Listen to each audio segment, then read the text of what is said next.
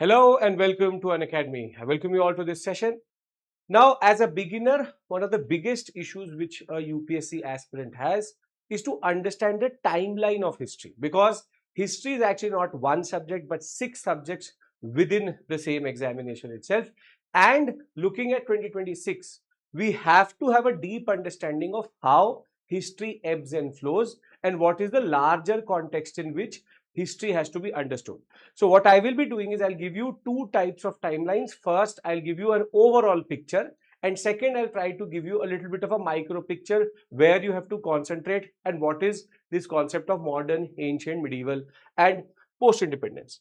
Now, first thing first, what you have to understand is that there are basically 3 components to history, but actually there are 5 components to history. One is called ancient India. The other one is called early medieval. Then the other one is called medieval. Then something called early modern. And then you have modern. And if we add mains into this, then we have also something called post-independence or contemporary India.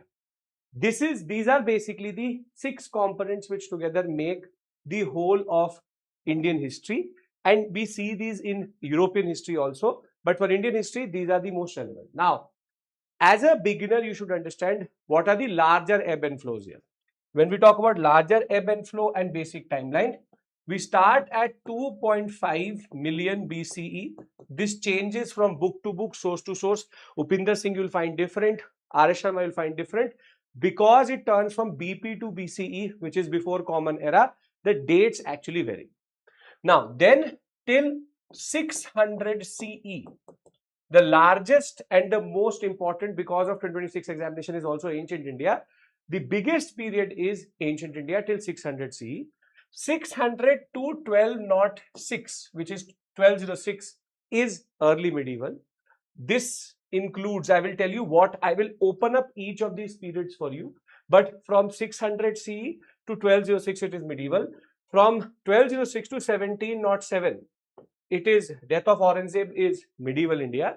From there till 1757, which is Plassey, it is called early modern. And from there till 1947 it is called modern India.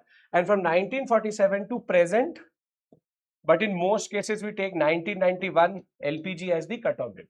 This is what is called the master timeline. This is the master timeline. No questions will come outside this preview of history, the timeline of history per se. And that is why we have to do ancient, early medieval, medieval, modern and post-independence along with world history as part of the syllabus itself. Now, let's open up each of these periods and let's try to understand what do they entail. Now, when we talk about ancient India,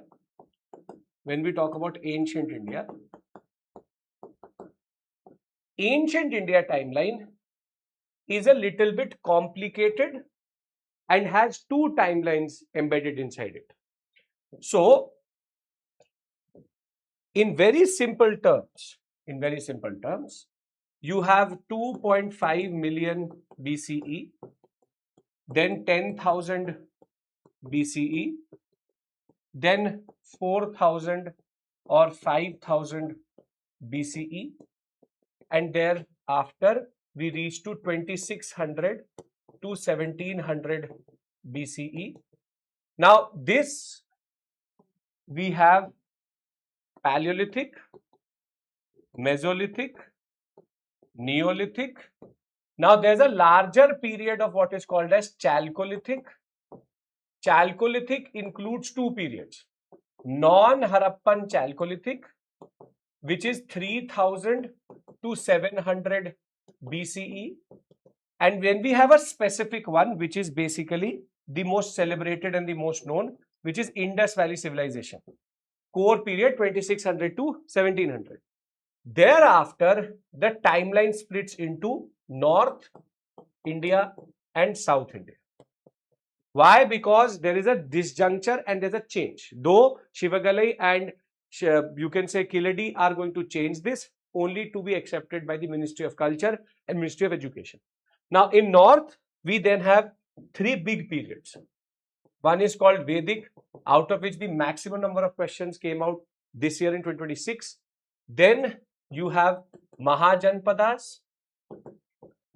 Then you have Mauryas, post-Maurya, and then you have Gupta. Last is Gupta.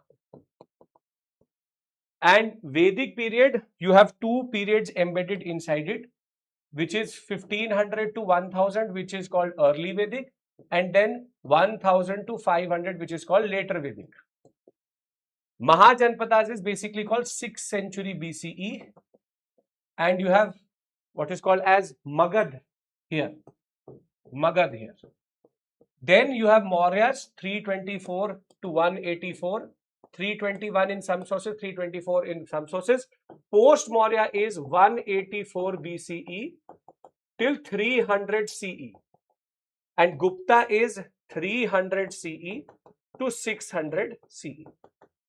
Now this is basically North Indian timeline. At the same point of time, South India, we have one very big period which is called as megalithic period, which is 3000 to 300 BCE.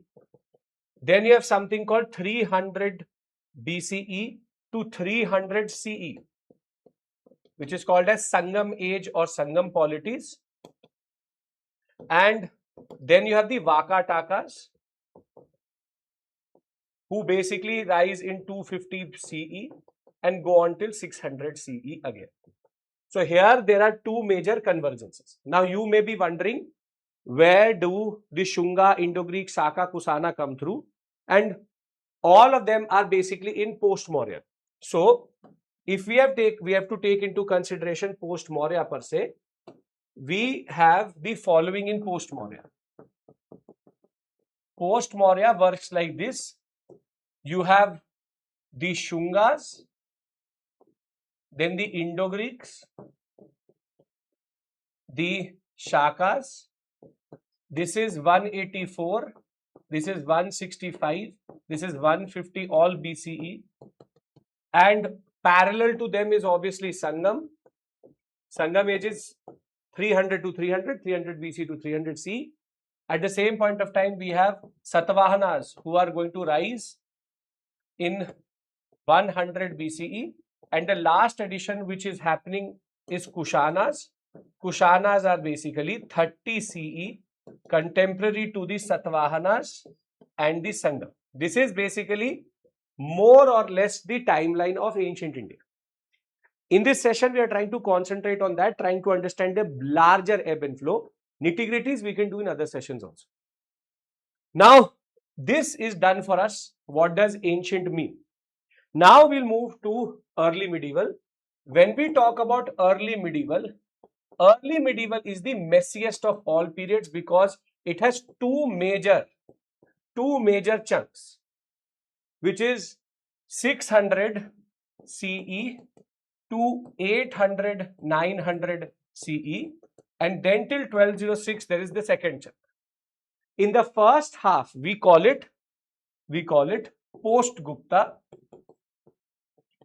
The second half, we call it as early medieval dynasties.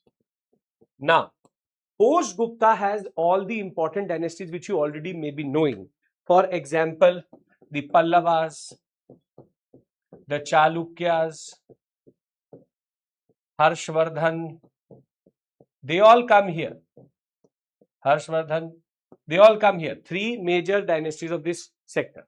And here you have the Pala, Pratihara, Rashtrakuta, and also the Cholas, the imperial Cholas, all falling here. There are all the Rajputs also come here only.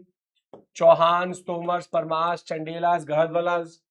And when we talk about Kadamba, when we talk about Gangas, when we talk about the different Kanvas and all, they are all spread across this. But for a UPSC aspirant, knowing the following names is good enough to steer from early medieval. Then from there we move to medieval.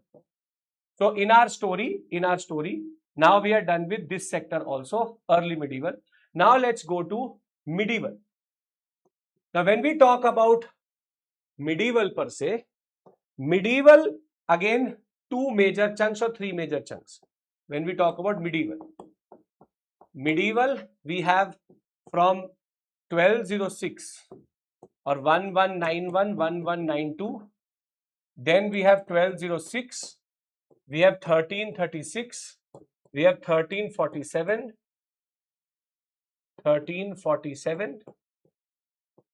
and then we have 1414, 1451, 1526, 1707, and here I can also add some dates of 1490, 1492 and 1518. Now, what is this? This is basically the Battle of Terrain, which basically first and second Battle of Terrain. Prithviraj Chauhan will win the first one, lose the second one to Gori. Then this is Delhi Sultanate establishment. Now for a lot of people who may be referring to old sources, they will say that Delhi Sultanate is from 1206 till 1526. However, the Sayyids and the Lodhis, Sayyids were nominated by Timur.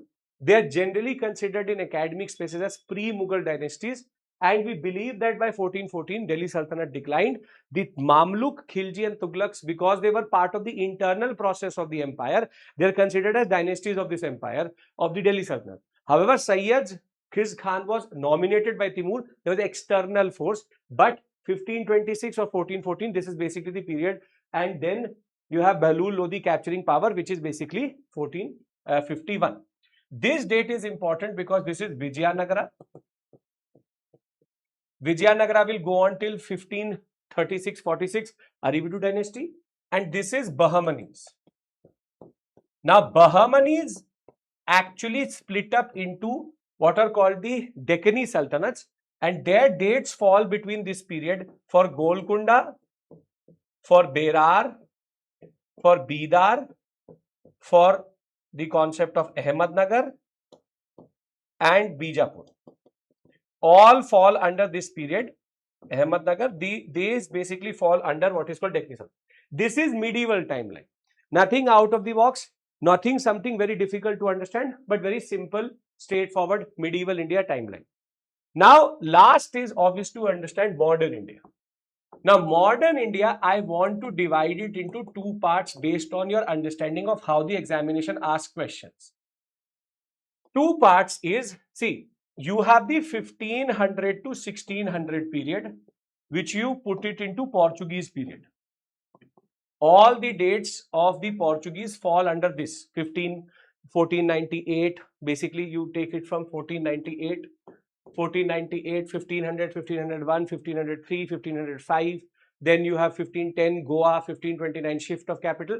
All fall here. The micro timeline I'll discuss separately in a video, but I want to give you a larger understanding. Then 1600 to 1757 is all East India Company establishment. This is the most important timeline, which is 1613, 1615, 1632, 1639, 1651, 1717, which is basically Farrukh Siyar Farman. This is Plassey.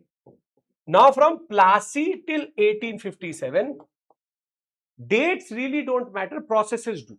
Though all the wars are falling under this period also, the three Carnatic, all of that, but you per se, when you come into class, and this I discuss in class, you per se don't need to learn the dates of the wars, you just need to know this, which is Carnatic war is first, then Bengal, then Mysore, first Maratha, and then Mysore is in second, third, fourth, and then Maratha second and third, and then Sikh and Sikh. So basically the only anomaly is that first Maratha happens, first Mysore happens, then first Maratha happens, and then they shift to Mysore. So you don't need to per se learn the whole date. Here the dates are actually, some of the dates which are quite important would be constitutional history based.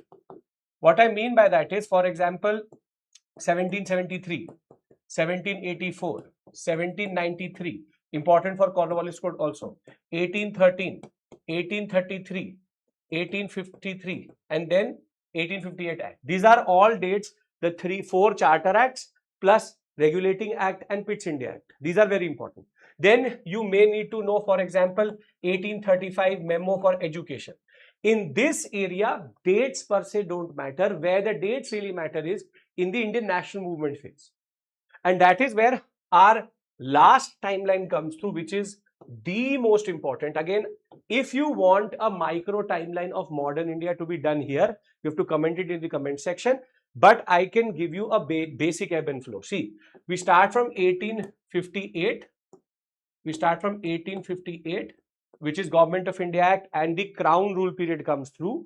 From there, 1861 is an important date because of the what we call as Indian Council Act.